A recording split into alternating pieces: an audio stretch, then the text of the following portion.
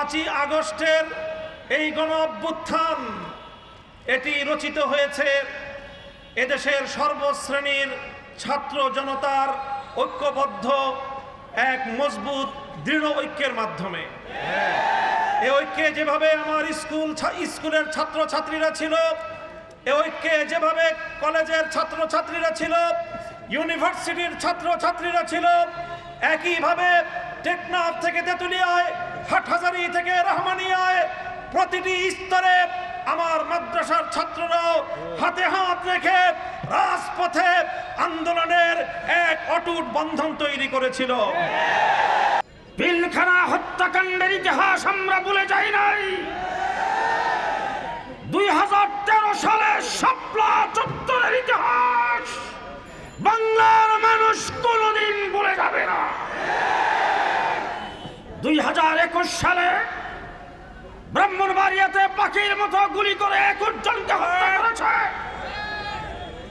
2021 সালে বাংলাদেশের 12,000 আলেম মাদ্রাসার ছাত্রদেরকে গ্রেফতার করে কারা প্রকোষ্ঠে নির্যাতন করেছেন। 2024-এ 1952 সনের ইতিহাস ভাষার জন্য যারা রক্ত দিয়েছেন তাদের সংখ্যা ছিল মাত্র 7 জন। যদি 21শে ফেব্রুয়ারি ভাষা দিবস পালিত হয়, 5 আগস্ট স্বাধীনতা দিবস পালিত হবে। সারা দেশের আলেমদেরকে বলবো, ভারতীয় আধিপত্যবাদ থেকে বাংলাদেশ মুক্ত হয়েছে। হাসিনার বিদায়ের মাধ্যমে দেশ একটি আযাব মুক্ত হয়েছে। মার্কিন আগ্রাসনের আযাব যেন বাংলাদেশে না আসে। ইউনূস সাহেবকে বলে দিচ্ছি, আলেম ওলামা পীর মাশায়েখদের সিদ্ধান্তের বাইরে যুক্তরাষ্ট্রের কোনো এজেন্ডা বাংলাদেশে বাস্তবায়ন করতে দেওয়া হবে না। সেজন্য প্রয়োজনে আরেকবার বাংলাদেশের মুসলমান রক্ত দিতে বাধ্য হবে। ছাত্র জনতার এই যে রাষ্ট্র সংস্কারের যে আন্দোলন, এই আন্দোলনে আমরা সর্বাত্মক সহযোগিতা করব।